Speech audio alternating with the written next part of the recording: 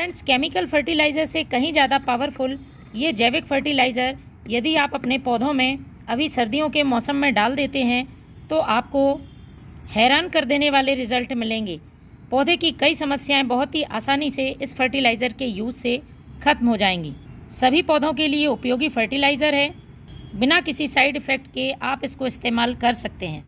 Friends, यदि आपने अपने पौधों में सभी फर्टिलाइज़र डालकर देख लिए फिर भी पौधे की ग्रोथ नहीं हो रही है, पौधा पत्तियां पीली करके लगातार झड़ाता जा रहा है, यदि ग्रोथ होती भी है तो पौधा फूल नहीं दे रहा है, तो आज के वीडियो में मेरे साथ बने रहें लास्ट तक।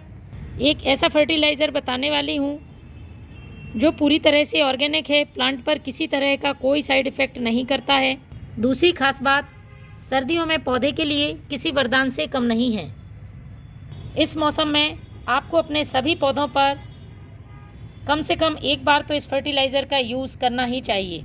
मेरे पास फ्रेंड्स के बहुत सारे ऐसे कमेंट्स आते हैं जिनमें उनको समस्या होती है प्लांट में ग्रोथ रुकने की। सभी फर्टिलाइज़र देते रहते हैं लेकिन फिर भी पौधा ग्रोथ नहीं करता है, उसमें फूल नहीं आते हैं, या सब्जियों वाले पौधे में फूल गिर जाते हैं सब्जियां बनने से पहले ही, फ्रूट की क्वालिटी सही नहीं होती है। तो फ्रेंड्स, ये फर्टिलाइज़र सब्जियों पर भी बहुत अच्छा असर करता है। मेरे ये मिर्च के पौधे हैं, बहुत पुराने हैं, 2 से 3 साल पुराने हैं और इनमें लगातार मिर्च आती है।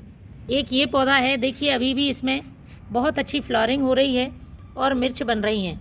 सिर्फ मिर्च ही नहीं, ये देखिए टमाटर का पौधा, जितनी पत्तियां हैं उतने ही इसमें टमाटर लगे हुए हैं। एक एक डाली पर गुच्छों में टमाटर आ रहे हैं, वजन से डालियां झुक रही हैं। और ये सब मैं 2-2, 3-3 बार हार्वेस्ट कर चुकी हूँ। उसके बाद भी आप देखिए छोटे छोटे गमलों में लगे सब्जियों के प्लांट में कितना ज़्यादा उत्पादन हो रहा है। पालक के पत्ते देखिए कितने हेल्दी हैं, कई बार हार्वेस्ट कर चुकी हूँ मैं और ये लगातार ग्रोथ कर रहे हैं। इसी तरह से आप फ्रूटिंग प्लांट्स में इसका उपयोग करके देखिए। ये मेरा आम का प्लांट है, काफ़ी अच्छी ग्रोथ हो रही है इसमें। इसी तरह से बहुत से लोगों के कमेंट्स आते हैं नींबू के पौधे पर, नींबू में फूल नहीं बनते हैं या फिर नींबू नहीं बन पाते हैं। देखिए इसमें हार्वेस्ट हो चुके हैं बहुत सारे नींबू और लगातार नींबू बन रहे हैं। तो इस फर्टिलाइज़र का यूज़ करें, सभी पौधों के लिए समान रूप से उपयोगी है। बस आपको इसका यूज़ करने का सही तरीका मालूम होना चाहिए और बनाना आपको सही क्वांटिटी में है। फूल यदि प्लांट में खिल जाते हैं लेकिन उनका साइज़ बहुत छोटा होता है तो इस फर्टिलाइज़र के उपयोग से पौधे में अच्छे आकार में फूल आएंगे। देखिए कितने हेल्दी फूल आ रहे हैं। लेकिन फर्टिलाइज़र बनाने से पहले मैं 2 से 3 क्वेश्चंस के आंसर दे देती हूँ जो सबसे ज़्यादा हमारे गार्डनर फ्रेंड्स को परेशान करते हैं। पहला, पौधे में ग्रोथ होने के बाद भी फूल नहीं आते हैं। तो फ्रेंड्स, पौधे को प्रॉपर सनलाइट नहीं मिल पाती है, इसलिए पौधा ग्रोथ तो करता जाता है लेकिन उसमें से कलियां नहीं बन पाती हैं। इसलिए अपने पौधों को आप 5 से 6 घंटे की धूप दिखाएं। विशेषकर सर्दियों में धूप बहुत कम हो जाती है, इसलिए पौधे में फूल आना बंद हो जाते हैं। दूसरा क्वेश्चन होता है पौधे में ग्रोथ ही नहीं हो रही, अचानक से ग्रोथ रुक गई। तो फ्रेंड्स, पहली बात तो सर्दियों में पौधा अपने डॉर्मेंसी में जाने लगता है तो नेचुरल उसकी ग्रोथ धीमी हो जाती है। दूसरी बात, हम उसे सही पोषक तत्व तो नहीं दे पाते हैं। छोटे छोटे पॉट में इस तरह से पौधे लगाए रहते हैं तो मिट्टी में पोषक तत्वों की कमी हो जाती है, इसलिए पौधा ग्रोथ नहीं कर पाता है।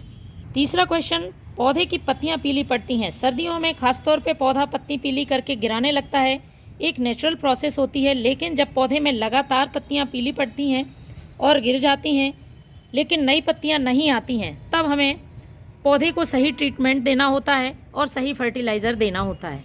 तो इसके लिए एक विशेष बात का आपको ध्यान रखना है।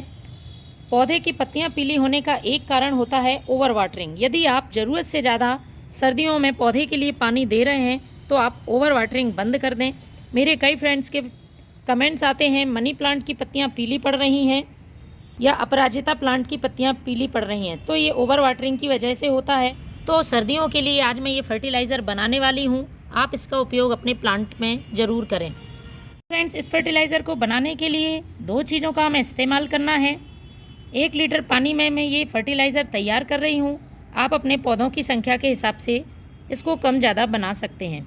एक प्लास्टिक का हमें बर्तन ले लेना है और उसमें लेना है हमें ये सरसों की खली। 50 ग्राम मैंने सरसों की खली ली है। इसको हमें इसी बर्तन में डाल देना है। सरसों की खली की तासीर गर्म होती है, इसलिए सर्दियों में पौधे के लिए बहुत ही फ़ायदेमंद है। मिट्टी को उपजाऊ बनाती है। इसमें मौजूद पोषक तत्व पौधे की ग्रोथ में मदद करते हैं और फल फूल लाने में बहुत ही ज़रूरी हैं। अब इसमें मैं दूसरी चीज़ ऐड करने वाली हूँ। ये एक लिक्विड फर्टिलाइज़र है, इसलिए पौधों पर बहुत तेज़ी से असर करता है, लेकिन इसको हमें प्लांट पर बार बार रिपीट नहीं करना है। महीने में एक बार ही आप इसका इस्तेमाल अपने पौधों पर करें। ये जो फर्टिलाइज़र मैं बना रही हूँ, इसको पत्तियों पर स्प्रे नहीं करना है, सीधा मिट्टी में ही हम यूज़ करेंगे। तेज़ धूप में आपको इसका इस्तेमाल नहीं करना है। सुबह या शाम के समय इसका उपयोग करें। तो मेरे हाथ में आप देख रहे हैं, ये है छाछ, जिसे हम मट्ठा या बटर मिल्क भी कहते हैं। हम सभी के घर में बहुत ही आसानी से मिल जाती है। कैल्शियम, प्रोटीन के साथ साथ कई पोषक तत्वों से भरपूर है।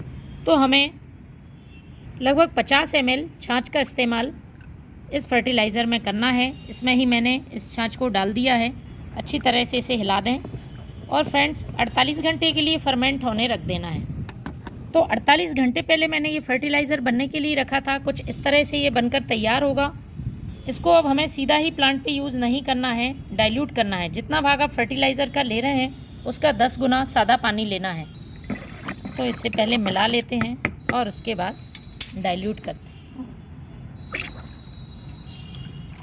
ये हमारा फर्टिलाइज़र बनकर तैयार है। आपको बिल्कुल ड्राई सॉइल में डालना है, गीली मिट्टी में यूज़ नहीं करना है। पॉट की साइज़ के हिसाब से डालें, ड्रेनेज होल से बाहर नहीं आना चाहिए, इस बात का आपको ध्यान रखना है।